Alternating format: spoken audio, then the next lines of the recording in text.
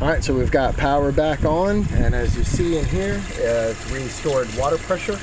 So we'll continue to fill the tank.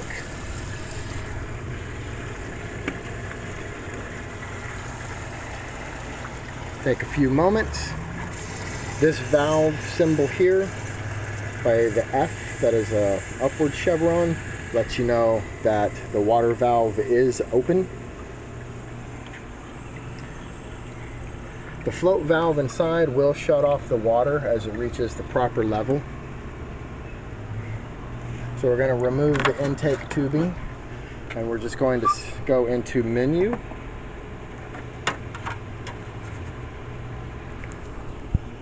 To 17 to water test. I'm going to hold these out of the way and press enter.